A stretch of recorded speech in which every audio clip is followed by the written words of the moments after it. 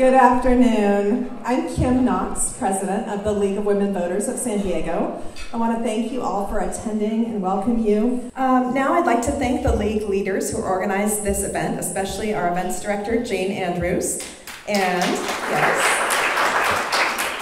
the Criminal Justice Committee.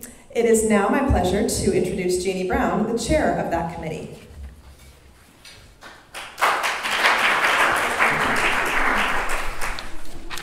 Thank you so much for all of you coming. This has been a beautiful day to talk about a very tight, sad subject. So over the last 5 years, our Criminal Justice Committee has learned a lot. We've compared the budgets of the DA's office with that of the public defenders and interviewed them both. We've conducted a study of policing practices in San Diego County, learning more about police unions, discipline, how they conduct surveillance and traffic stops, and the police in our schools. This brought us to what is often referred to as the school-to-prison pipeline. We learned that many adults in prison began by being incarcerated as juveniles. That made us realize that if we want to decrease the number of adults in our prisons, we need to reduce the number of juveniles being incarcerated in the system. I don't know if any of you ever did anything when you were young that was against the law. I know that I did. I think it's too late to do anything about this now, but smoking marijuana in college, driving after I'd been drinking, both could have landed me in jail. Luckily, I never got caught, and thanks to groups like Mothers Against Drunk Driving and other organizations, much of that has changed. But there were kids who did get caught and ended up in the system. Many of them were youths of color or those who were disadvantaged in some way, either due to poverty or a disability. Unfortunately, for too many, once in the system, it's difficult to get back to a normal life again. California has been incarcerating young people since 1890, and it has an ugly history. Beatings, solitary confinement, sexual violence, filthy conditions, and much more are all part of this history. Children have different needs than adults, so we need to plan the system around those needs and how we can help those young people learn how to live a more productive and fulfilling life. Over the years, there have been 5 attempts to improve the system, but each time they've all gone back to something very similar to what we do with adults, which isn't something to brag about either. Originally, they were called reform schools, and then they were changed to the California Youth Authority, the CYA.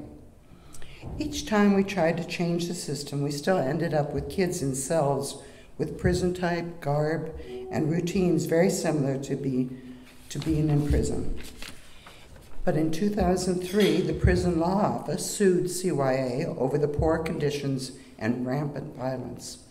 It was then put under a consent decree, bringing monitoring and court oversight. In 2007, SB 81 required counties that commit most youth to county facilities rather than to the Department of Juvenile Justice, so they would be closer to their homes. But it still took from 2007 to 2020 for the Department of Juvenile Justice to finally close their doors and shift to an entirely county-based system. On June 30th, 2023, it's just a few months ago, it finally was completed. To help with that, California has created a juvenile justice realignment block grant of $200 million per year for counties to develop secure youth treatment facilities, or SYTFs. So how is San Diego County responding to these changes? What is happening now, and what is envisioned for the future? Today, we have 2 speakers who will help us answer those questions, and then we will open it up to your questions. Our first speaker is Judge Ana Espana, the presiding judge of San Diego County's Juvenile Court. And our second speaker is Myra Nunez, the Director of Operations and Community Impact for the Police Athletic League. Please welcome both speakers.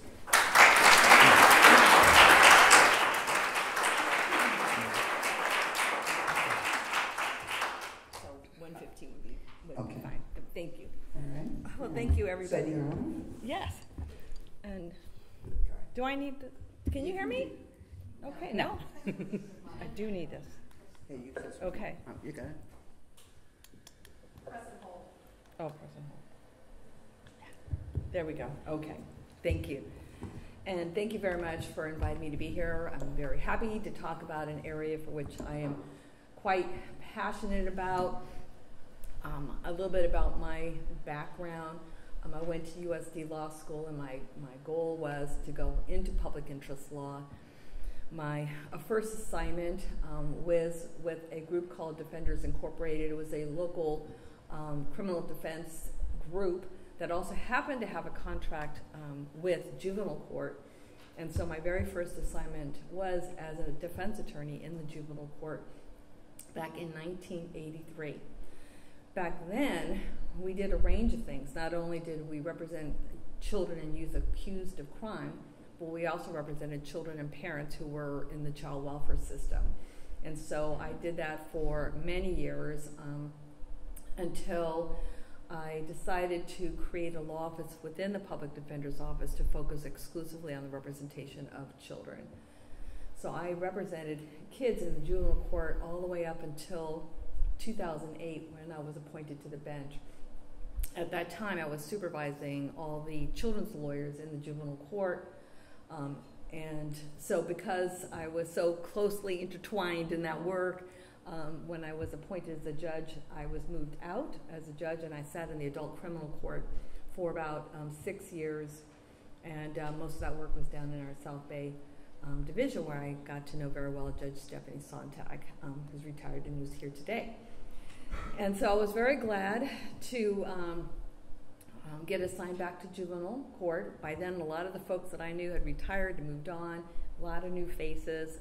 I told everybody when I came back to juvenile that I've come back home, and this is where I hope to stay until I not work anymore. And so I've got a few more years to go there.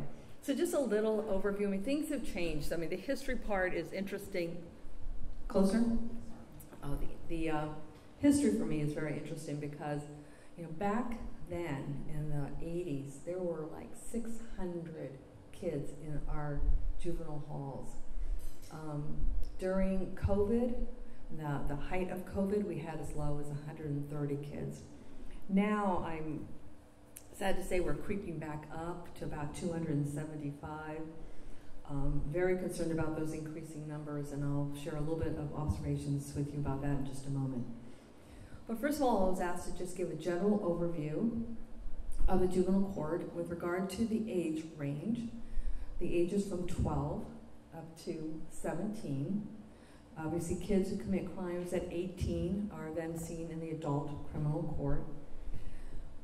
We can have kids under the age of 12 if that youth or child commits murder or other specified forcible sex acts. In my time in juvenile court, now I've been here back 5 or 6 years, I have not seen that. So that's good, but there is that ability in our law. It was talked about earlier about kids coming into the system. I can tell you that we do all that we can to make sure kids don't enter the system through our diversion programs. We are very supportive of diversion programs. We want to see more. We want to see them robust. We want to see them connected to kids and families in the communities. So the way it's structured right now is there is one diversion provider through SBCS, which used to be, I think, South Bay Community Services, and then they hold the contract for diversion services, and they subcontract to smaller providers penetrating into the communities to make sure that we're having this service available to communities in need and some of our high-risk youth. And so we've been very excited about that. I can tell you that law enforcement refers to the diversion programs. If a youth does end up coming to the attention of the probation department, probation will divert to those diversion programs. So prior to arrest, again, there's the ability to divert, and that's what we always hope for whenever possible. If for some reason that's not possible, for example, if the child or the youth is charged with a felony offense, then that's a mandatory referral to the district attorney's office. We're very fortunate to have here a diversion program through the DA's office. It's a juvenile diversion initiative. And while the felony from probation or law enforcement are mandatory referrals to the DA's office has the ability to divert kids. So what they have done is they've contracted with a provider. There's a whole category of kids, not serious violent offenders, of course, but kids perhaps who have committed certain assaults, some vandalisms, burglaries, other kinds of felony cases, not domestic violence, not child molest, things like that. But there's a category of cases that they do take and accept these youth and then refer them to the diversion program. So again, we're very excited. When Summer Stephan set this up, I was told, I haven't done my research to follow up, but I believe that this was the first diversion program set up in the DA's office in this country. So very, very fortunate. Last fiscal year, 406 kids who would ordinarily potentially come to juvenile court were diverted by the DA's diversion program. So those are great numbers. I very much appreciate their support. Once a juvenile court petition is filed, there are many other ways to divert to. Judges can grant requests for informal supervision. The laws have changed to allow more of those motions to be made. There were certain case types for which kids could not file such a request, or the burden was so high in order to allow the court to grant that request. A lot of those regulations and restrictions are now being removed so that we're having more kids, even with serious violent offenses, requesting to be handled informally. So this has been in the last 2 years, I would say, where there's more ability to do that once a juvenile court petition is filed. There's opportunities for restorative justice too, and that usually involves obviously the agreement of the alleged victim, the work of the district attorney's office and defense counsel to try to divert those families out if that's the right thing for that family to do. So there's multiple levels to move away from juvenile court intervention. And I think I can tell you, we don't want kids to be in our juvenile court except the ones who truly have to be there because they're a risk to the community. And that's certainly my mantra. That's what I'm always wanting to push out those kids, because we know that kids do better in their communities, in their homes, with community supports and services. And so that's what we want. And again, I only want to see the kids who really truly need me before us. One of the things I was asked about is deciding whether to detain a youth or not.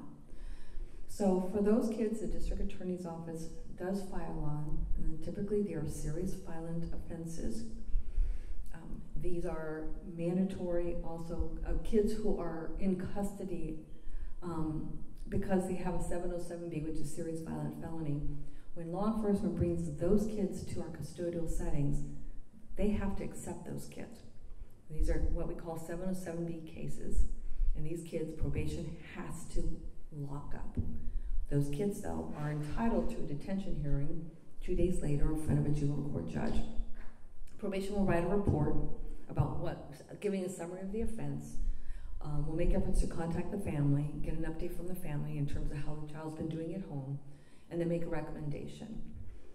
For us, when it comes down to truly concerning risk to public safety, those are the kids that you're going to see likely remaining in custody until there is a plan on how we're going to safely return the child home and making sure that the child is safe, the family is safe, and the community is safe.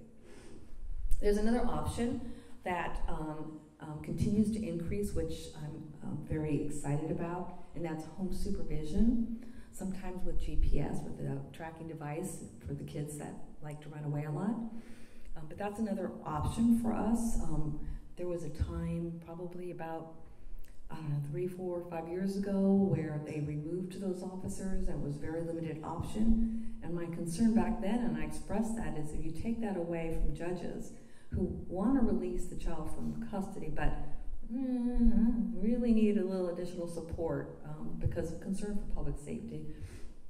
And we lose that, and so they have heard us, and they have really brought the home supervision officers back. We have more of them now, and so we have right now, I think last count, the numbers I got was about 80 kids on home supervision. So that's a good thing. The laws have been changing about that as well. Hold on. And we are required to review the status of those kids every 30 days because we don't want kids to remain on home supervision for long periods of time without the judge's ability to review that status. Can you imagine? Home supervision is one thing. There's a probation officer will call your home, call your school, make sure you're where you're supposed to be. The GPS device is this thing attached to your ankle. It's really hard for kids who are going to public school, who are trying to play sports, and that's such a stigma, right? So the law requires us now to review those status every 30 days and make sure, do we really still need that support or not, and to make a record of it. So that's a good change in the law that happened about a year ago. So if a child is determined, if the law violation in fact is admitted to or proved up by adjudication or trial, we have bench trials, then the child will likely be put on probation. And I talk a lot about this in the recorded presentation I did a couple of months ago with the PowerPoints, and so you want more details on that, you can look to that presentation. Much of that's still the same. The goal, again, and I tell kids all the time, is, all right, I found that you did in fact commit this murder. I mean, not murder, well, there is that. I'll talk about that in a moment. Robbery with use of a gun. I'm putting you on probation. These are the things that I need for you to do to help support your success. I've really encouraged and urged our probation department to create case plans so everyone knows what it is the child youth has to do in order to be successful on probation.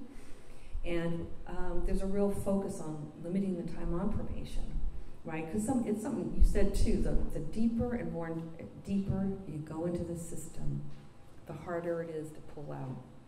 It really is. It just is. And so one of the things our Board of Supervisors ordered probation to do, this was probably about 3 years ago, was to require 6-month reviews for all our cases, for all of our kids who are on probation, so we can consider whether or not the child can be taken off probation. So that was a really good change. Before it was just annual reviews. There was also a bill in the legislature, AB 503, which was going to also require the 6-month probation limitation, but that didn't pass out of the legislature. But we ourselves again are continuing to set 6-month reviews. I tell kids all the time, I want you off probation as soon as possible, but I can't do the work for you. You have to go to counseling, you need to go to school, you need to stop smoking weed or using meth or whatever it is that you're doing, and you can do it. I want you to get involved in pro-social activities. I want you to go to school. You know, we look for credible messengers that can connect to young people that they can maybe relate to, who can help support them. You know, there's a lot of discussion with the youth and the family, because parents are very much a part of it, right, when they're on probation. I think much of what I was asked to talk about were the commitments kids who are, in fact, locked up. So what we have is East Mesa Detention Facility, and that is what we used to call juvenile hall. And the kids are there right now because our new juvenile hall is almost done.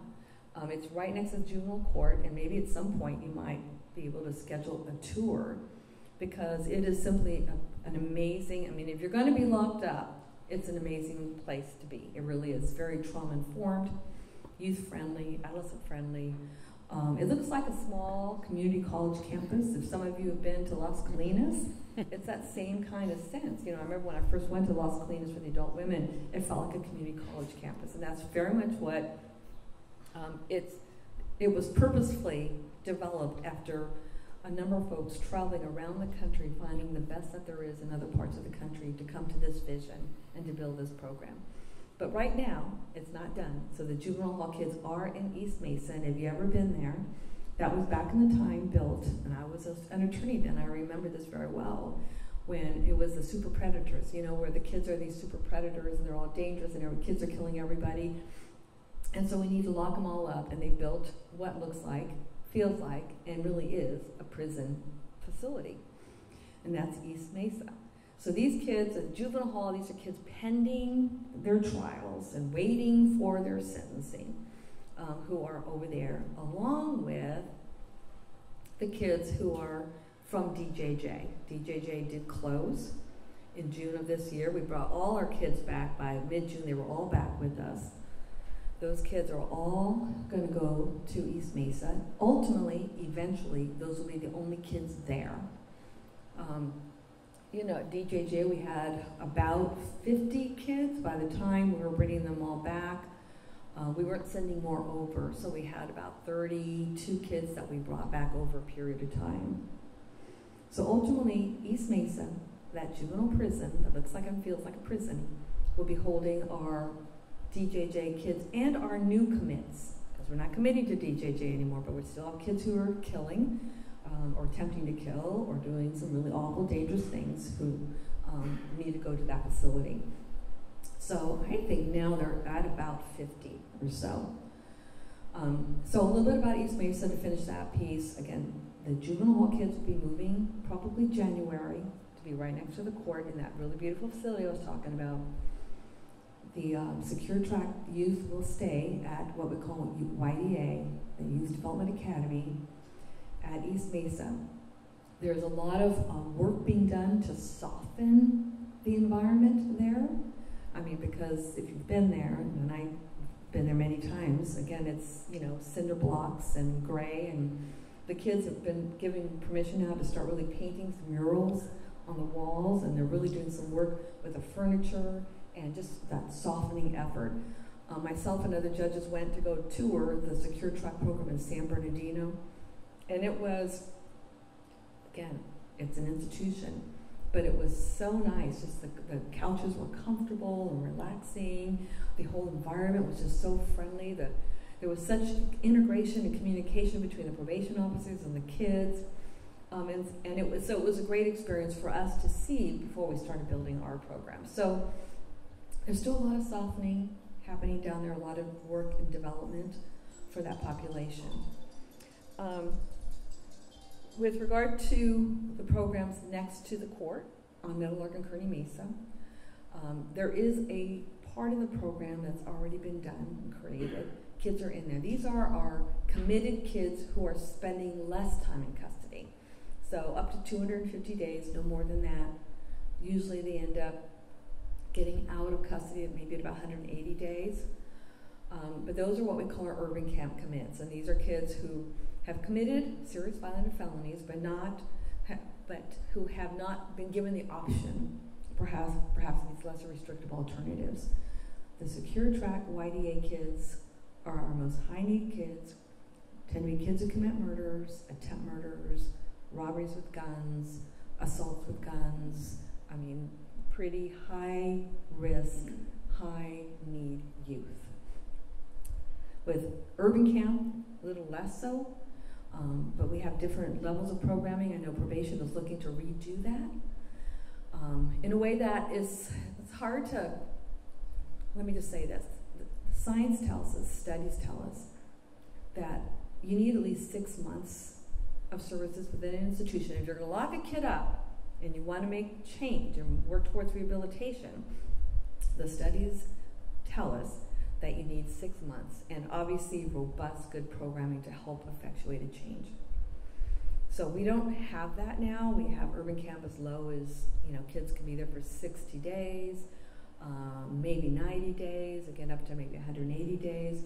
And so they're really rethinking their institutional program. So stay tuned, something to follow up on to see what they create. I just met with the chief yesterday. And they're still really taking their time to figure out how they want to do it.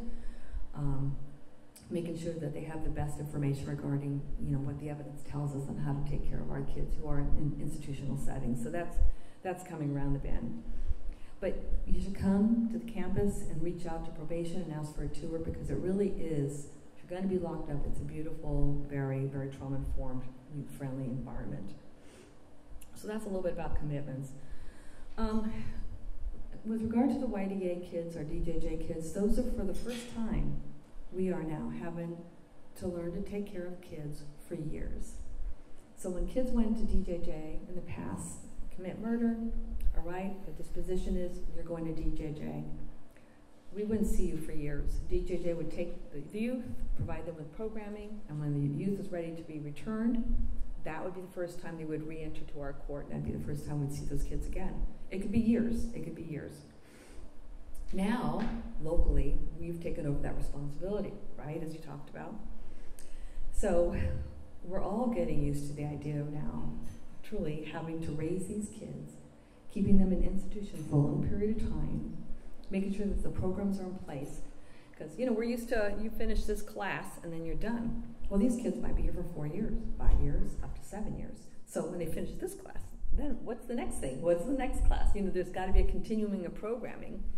And so probation's really working very hard on developing that. We have a lot of really good contractors coming into the facilities to help do that, but we're still learning. I can't tell you that it's perfect. I don't think it is yet, but I think there's really a lot of good work being done. For education, a lot of the kids are graduating from high school, which we're very proud about. We can always get invited to their graduations for any kid in custody. And they're attending community colleges, and many of them want to go on to 4-year. And so we have kids now who have at least their 2-year community college degree. Some of that they started at DJJ and they're finishing up with us. And what I tell everybody, my goal, my dream, and my vision for these kids, and I talk to them about, is for them to have a college degree or a vocational option if that's their choice. You know, I have a girl who wants to be a plumber. Let's get her into the plumbing program, like now. So when she gets out, she'll have a viable opportunity to get a job and be involved in something that's good for her that she wants to do, that help keep her out of trouble too. I can tell you, I was a judge who received all the DJJ kids over the last few years, and this was prior to the Secure Track program we built, but they would be released into the community. And inevitably, within 90 days, they were all rearrested for some crime. So we have to do better, and I've told our probation department, our judges, we have to do better. And part of that is, building the program to give the kids in their community the things that they want to do to help them achieve their dreams, doing furloughs, helping them test out into the community. I talked to the chief yesterday about step downs. What are the step downs we're going to build into our community so kids now are in the institution, now they maybe can go to like a halfway house kind of idea. They didn't get that option at DJJ. It was prison, home, and kids go nuts, woohoo, freedom, and get locked up again. And so we need to figure out a way to transition kids back in the community safely. So there's a lot of that work that's being done. I think the thing that's just been a little frightening, and I'll end on this, is what we've seen is a pretty significant increase in filings in this last fiscal year. So I think you might all know, overall, the last 10 years, there's been a pretty steady decline in juvenile crime as well as adult crime. 10 years ago, we were down 64% in terms of filings in the juvenile court 10 years ago. 5 years ago, it was 38%, so a little uptick, still down overall. In the last fiscal year, we've had 51.4% more petitions than we had the year before. Now, when I look at that, people say, well, we're kind of getting back to COVID, because during COVID, numbers really did go down. Like I said, there was 130 kids in custody. Kids weren't going to school, kids were at home, parents were at home, people weren't going anywhere. So we are going back to pre-COVID numbers, but adult criminals still going down. Juvenile dependencies, child welfare, foster care work, still going down. But for the DA diversion program, that took those hundreds of whatever it was I told you, the 400 or so kids, we would be up to potentially the 2018-2019 numbers. So what's going on? What's happening out there? I can tell you also that we know that we are on track to have more murder cases this year than in the last 5 years. So we are seeing more murders, more juvenile murders. And it's just, I thought it was anecdotal because I just see them all the time. They're on my calendar. I do the settlement conference and the status conferences for kids who are pending transfer hearings. And so I asked the DA's office, what is the number? And we are on track. As of mid-September, we were at 17 murder cases, and that was the most murder cases we'd had in the year before, and this year's not over yet. So very concerned about that as well. What we're seeing are, again, serious, violent felonies, lots of kids with guns. Every day I have, I'm able to see a list of the kids who are arrested and why they're arrested. And inevitably, every day, there's a kid with a loaded gun. You know, they can make their ghost guns, right? They can make their guns, just order some Amazon parts and put it together, and the kids are doing that. The loaded guns. And then just the robberies, carjackings, serious assaults with serious injuries to the victims. And I said, like, attempt murders and murders. I just did a 3-day gang murder trial. The youth was 15, so it didn't get transferred to adult court. But, you know, the kids talk about, well, I'm only 15, you know, I'll get a couple of years, you know, maybe it was 7, but, if, you know, so there's some talk out there that, you know, older offenders are telling the younger ones, you do it, because, you know, you won't spend your life in prison, but if I do get caught, I will. So in this, there was this conversation in the backseat of a police car that about two kids who were both 15 involved in again this awful murder. So that was all scary to me. Trying to understand better what's happening in our community and is this now a national trend going up again with juvenile homicides? I don't know. Stay tuned. I mean, we have 1 year of data, you know, that significant increase.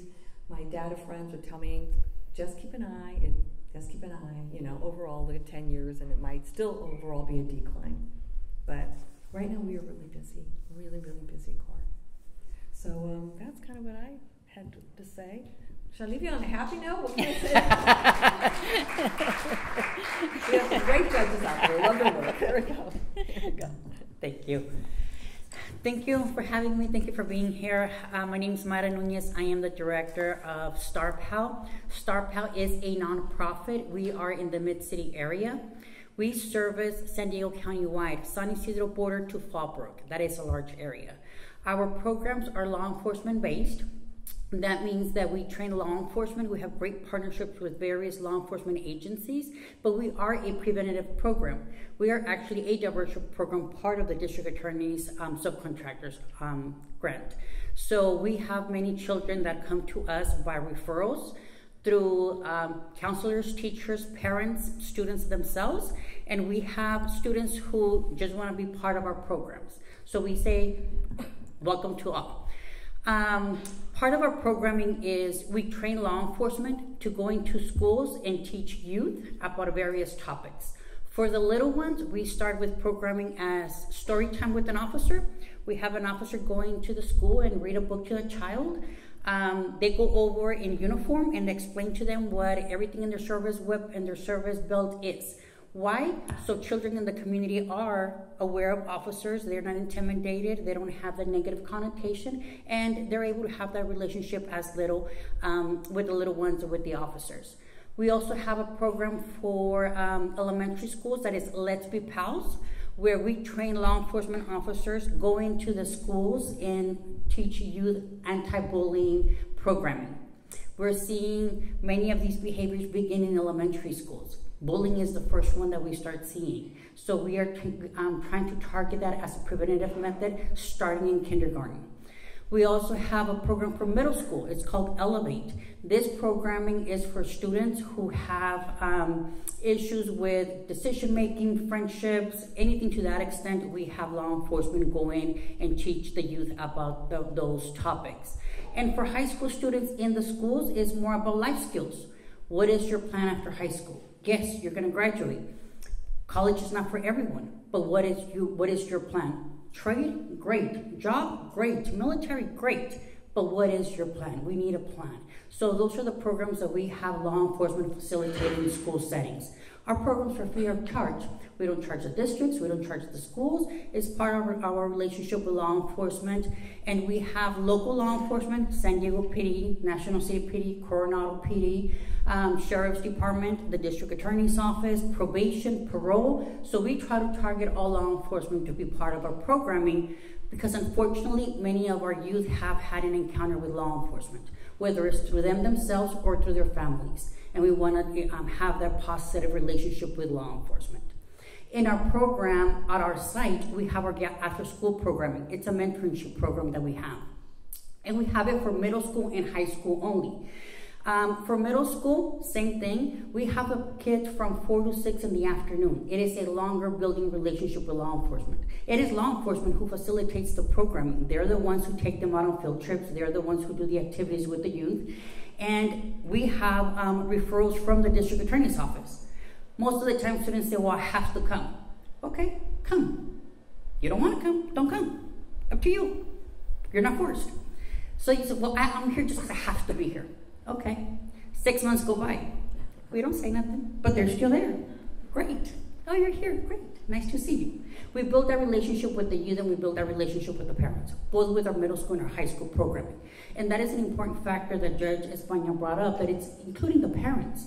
We can resource the students, we can facilitate with the students, we can work with the students and give them all the resources that we can, but ultimately we're sending them back home. And we have to service the families. We get many referrals from the schools where teachers and counselors complain where this child does not want to come here, so we're suspending them, we're sending them in suspension or expulsion. We talk to the parents, oftentimes we don't get the true story. We talk to the youth, and the youth say, I didn't have clean clothes. I had to go drop off my siblings, and that's why I'm always late. So there's more situations that our families are going through, our kids are going through, and they're kids. Most of the time, our kids are dealing with situations that are adult situations, and they don't have the skills on how to deal with them. So that is part of our programming too. Unfortunately, we are not able to change your life, we're not able to change your situation, but we can help you cope with it and deal with it a little bit better, where you are able to continue being a student and a child, but at the same time trying to maintain a little bit more of the positive in their life. We just recently got a washer and a dryer in our office. We have youth in our office, and they're coming in with 2 outfits in their backpack. And they say, can I wash clothes? Yeah. They go in and put the washer on, come back to program and put it out. They're like, I have clean clothes for the next week. Cool. Little things like that sometimes, oftentimes people take for granted, and it's a normal thing for them. It's not for most of the kids. It's not. So those little things are the things that we're able to assist the families with. That it might not be a lot, but for that child it is. It helps them go to school. And the reason why I do this, prior to working with Star Pal, I was working with the probation department, and through the preventative program that they had. I've worked my entire career of 20 plus years in nonprofits in the prevention intervention fields with the juvenile community court schools, county office of education, the National City Police Department. And it does take a village to raise the children. It does. And unfortunately, that is not a model that oftentimes is being used nowadays. Nowadays, we have parents who say, it's the teacher. The teacher says, it's the parent. The parent says, it's the law enforcement officer. The law enforcement says, it's the kid. Realistically, it's everybody. Honestly, it is. And we have parents who say, oh, no, not my child. My child didn't do that. No, my child doesn't do that. No, it could not be my child, right? We have parents who honestly are naive and blindfolded to what their children are doing. They have no idea because they're working all the time, because they have 5 children in the household, because they're more worried about paying a bill and paying rent than where my child is. And we have some parents who they themselves are gang involved or drug involved. And their mentality is, well, I'm involved, I was involved, I grew out of it, so will he, so will she. What I tell these parents is, unfortunately, it's not the same as it was in many years ago. Many years ago, when the parents were involved, you would get into a fight, come back home with a black eye, broken rib, something to that extent. I'm telling them your child is not going to come home with a busted lip or a black eye. Your child will come home in a casket. So once that reality sets in, parents are like, okay, I need to do something. And realistically, it's just speaking to parents. Oftentimes, oftentimes is speaking with parents, and we have to offer them resources too. So now not only do we have one child, we have one child and a grown child, because it's still working through them with their issues as well, unfortunately. But for us to best benefit or help our children, we have to help parents as well. We have to. And the reason why I know this is because I myself was involved. I grew up here in San Diego. I grew up in Southeast San Diego. I am a former gang member. I grew up in that area, and I was involved in gangs at the age of 12. People don't believe females are involved in gangs. Females are involved. Females commit crimes. I was involved at the age of 12 to the age of 18. Right before my 18th birthday, that's when I decided to do right. I was involved because my older brother got killed in a drive-by shooting. In my family, you didn't speak about that. In my family, you didn't speak how you felt. You didn't speak about how you were doing or how you were feeling. No. In my household, your brother got killed, that's what happened, and move on. I was 12. I didn't know how to deal with it. All I knew was that now I was angry, and I was angry at the entire world, and all I did was fight and look at me the wrong way, and that's what was going to happen. From the age of 12 to the age of 18, my entire life included of fights, gang-involved criminal activity, and drugs. And half of those years, I can't tell you, I don't remember. But that was my life. I grew up with a two-parent household. So it's not single-parent household only. My parents have business, mom worked, mom was a homemaker. So it's not certain parents, it's not certain households, it's not certain areas. It's not. The criminal activity, the gang mentality is everywhere. And honestly, it's coming back. Part of the referral system that we have with the DA's office, we just got a child 10 years old referred to us for hanging out with a 23-year-old committing a crime, gang-involved crime at that, a 10-year-old. And I'm thinking, and I'm over here saying, oh my God, 10-year-old. Well, I was 12, what am I saying? But it's different times, and it's still not different times. We're seeing an increase in gangs. We're seeing an increase in gang activity. The fact that youth have access to technology, it's harder for us to track certain things. Before, you hung out at the park and you knew what was going on. Kids nowadays are setting everything up through Snapchat, through social media, through phones that oftentimes parents are not aware of. So there are a lot of situations that are encountering our youth, not only the homelessness, not only the drugs, not only the gangs, the anger. There's a lot of mental illness that is going on that are unfortunately oftentimes they are not able to get services until they're part of the system. So our entire program is trying to provide those services to the families and to the youth before they reach Judge España. We're trying to prevent that and trying to give them as much resources as we can. But I'll tell you this, no child wakes up one day and says, I'm gonna be a gang member. No child wakes up one day and says, I'm gonna put a needle in my arm. They don't. This is throughout their life. This is throughout them growing up. Something has to have happened throughout their life for them to make them do those decisions. It's not a one-day thing. In the same way that it's not a one-day thing, it's not a one-day thing to change it or stop it or leave the gang or leave the drugs. It takes time. But oftentimes, the negative consequences of overdoses and death beat us to it. And that's what we're trying to support. We're trying to support those youth as much as we can and the families. Please, if you would like to know more about our program, look over our website. We have a great Instagram program where we have the kids in every program that we do. But with that, thank you for having me here.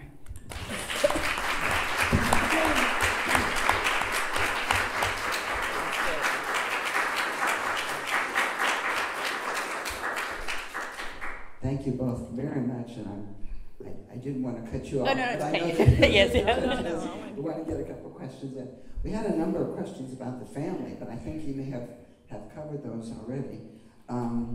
So this is to both of you. How much attention is being paid to the connection between difficulty with schoolwork and delinquency and incarceration? Well, I can tell you, every day we're talking to kids in the courtroom about school and their parents, and the parents are in the courtroom. School is reported in probation reports so that we're very much understanding what the challenges are for kids. The vast majority of the kids that I see are kids who all have IEPs, who have special educational services. number of kids that I see are kids who've been suspended or expelled from school for various disciplinary behaviors. It's a struggle. I can tell you that the San Diego County Office of Education, you know Tracy Thompson? Yes. Awesome. They're testing now all the kids who come into custody and learning that the kids' reading levels are extremely low, the vast majority of them. And so that they're really now building programming around that school program to enhance the reading level of those kids. But school is a struggle. Grades, again, truancies, suspensions, expulsions. Yes, the connection is there in reference to the lack of education, lack of cognitive, and as well as reading. Very low for most of our students. We do provide tutoring because we are aware of the situation. So we have Point Loma Nazarene, San Diego State University students providing tutoring for the kids to assist them on a one-on-one, just because oftentimes they do have IEPs. Yeah. All right, and do you think child's poverty increases their effect in crime, getting involved in crime? Yes, it does. Oftentimes, and again, we deal with youth, we deal with children. It is hard for them not to steal. It is hard for them not to commit a crime when they're able to assist and pay a bill at home. Honestly, sometimes that is the case. Oftentimes they're committing crime just because, but oftentimes for the kids that we deal with, they're selling drugs because they're able to pay gas and electric. You know, so for us, the cases that we see, yes, it is connected. Okay, and are the major felony prisoners put together with the regular juvenile population, or are they segregated? No, they're segregated. There's separate divisions or sections in the Youth Development Academy, the East Mesa facility. So the kids who came back from DJJ and the new kids who are going into that commitment are in separate sections of that facility, separate from the kids who are there just pending, waiting for their disposition or sentencing hearing, those that will ultimately come to our new campus. But they're separate. All right. From doing alternatives to violence in men's prisons, so many say that their environment growing up was in violent homes and they never learned how to be nonviolent. Are there nonviolent trainings that are being taught in the juvenile halls? Nonviolent trainings? How to cope with problems in a nonviolent way rather than just sock and fight. I don't have a list of programs in front of me right now, but there are a good number of programs that are teaching kids. One's coming to mind because I actually went to the program on the adult court side. I wanted to see what it was. It was called Thinking for Change, and it's a curriculum that was provided in the adult at Donovan State Prison. I went over there because I wanted to see Donovan and I wanted to sit through that program, and so we've now incorporated that into the training here in our institution to get kids to think about the consequences of their action. We do have programs also that do support relationships in the community and connections to the community. Oh my gosh, there's just so many new ones. Pro-social activities, really enhancing and supporting that as well. There's also healing circles. Obviously, violence is taught, so we're trying for even the adults and the youth is how to deal with their own emotions. One is not necessarily getting over their trauma, but understanding their trauma and how to deal with their trauma. Nobody gets over it, it doesn't go away, it doesn't get erased, but how can you cope with it and how can you move on in a healthy manner? And I should add, all our kids are assigned to mental health clinicians. And so the kids who are in the Youth Development Academy have an assigned clinician and therapist that they work with family issues, individual issues, of course, and in our other institutional programs, they also have access to our mental health clinicians, and so that's also a good resource. All right, and I had a cool question. At the League Convention, we had a speaker who was he was going to prisons, but talking about how the whole kids growing up with this macho idea that you have to be violent, that you have to disrespect women, that you have to, that whole thing, and that it's changing a lot of things. Is there anything like that here in San Diego? Well, I love our credible messengers, those lived experience persons who've kind of been through it and who can teach kids that you don't have to be that way. And that you can lead a positive, successful life. And so they are the best role models for our kids. In fact, if I could get one of them for every one of my kids, I'd be such a happy camper. I really would. Because I think they teach them well about what is the good in life and what is possible for them. And pretty much, credible messengers, we've been there, we've done it, so we're trying to prevent the youth from doing our same steps. And it's being a role model in the positive. You don't have to be that way, you don't have to behave nor do those things. So that's where we come in. Okay, there's a couple questions about the resources for diversion programs. Are there enough of them? Enough resources? Never enough? Not enough. Even for us, like staffing is a big, because we have so many kids coming in that for us to provide services adequately, it's staffing for us and for many other programs, community service programs that we know is, it's not enough. It's not enough funding to cover all the programming. I mean, I'd like to see more programming in the schools, because the schools are the hub, right? It's where kids are supposed to be going, and parents go. I'd love to see more of that support in the schools. And many of the districts do a pretty good job, but I don't think it's county-wide. So that would be, I think, an additional support. And the other thing, I'm going to go tour these Live Well centers I was mentioning at the table that are being created and popped up around the county as well. The Live Well centers, I think they call them. That's supposed to be like a one-stop shop for families that are in trouble or in crisis and need supports and help. So I want to see how I can move in some of the juvenile diversion options there, or for families that are really crying for help but don't know where to go, to be able to build something focused on juvenile. I know child welfare is there, probation is there, I think on the adult side, but I'm going to get more information on that. But that's coming up.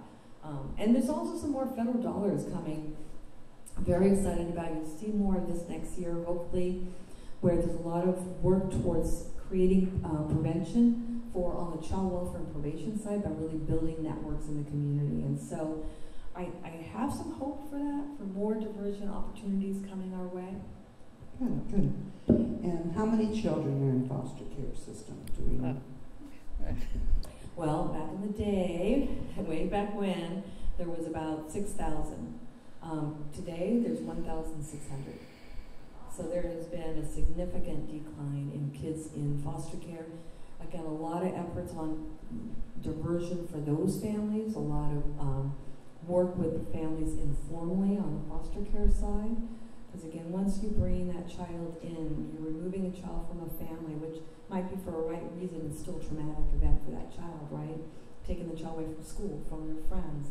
And I always say foster care doesn't make good parents. And as hard as we try as we might, it's still a system. And so there's been a lot of work, and even more, like I said, with the prevention dollars coming around, and I expect those numbers to continue to decline. Great. And Myra, how is your program funded? We are funded through private donations. We have some grants, but honestly, it's a lot of private donations that we do have funding. We have great individuals that either sponsor a family, they sponsor a program, they sponsor an after-school activity, but honestly, most of our programming, besides our district attorney's grant, we do a lot of private donations. Okay, we'll figure out a way that we can share that information. And the last question is, what can attendees do to support these new programs? Well, how can we help? I have a list now. So if you're interested in learning more about the juvenile court, the Juvenile Justice Commission is looking for new applicants to join them, and what they do is they help do inspections of our institutions, making sure it's compliance with the state regulations and the statutes. They also will produce reports. This is a new thing they've started to do on a topic of juvenile justice that the commission is interested in, so they'll do some investigation and reports. They're sort of an arm of the juvenile court, but they're independent, and so that's one place. Court-appointed special advocates, we have CASAs, mostly for foster care kids, but we also have them on the juvenile justice side, and I know they're always looking for CASAs. And the Juvenile Court Book Club, which still has been around since the 90s, I think, is still around, and it's an opportunity to read books and help kids get engaged in the art of reading. And that's in the juvenile institution. And for us, honestly, if you have a skill, if you know, I don't know, a hobby that you would like to share with our kids, we would love to have you come volunteer. I'll give you an example. This past Saturday, we had a planting succulent activity for the kids, and for the life of me, I could not find someone to assist me in planting. I wanted them to survive because I don't have a green thumb. But I was trying to find someone, and I could not find somebody to assist us with. But we tell because the kids are always involved in service engagement activities, but we always tell them, you start at home first, and you go out and do it out in the community. So they were going to do it at the park where we're at. But I couldn't find anyone. So if you know any hobby, if you would like to share your skill, we would love to have you with our kids. Wonderful, wonderful. All right, well, I want you all to thank our speakers. Email. I wanted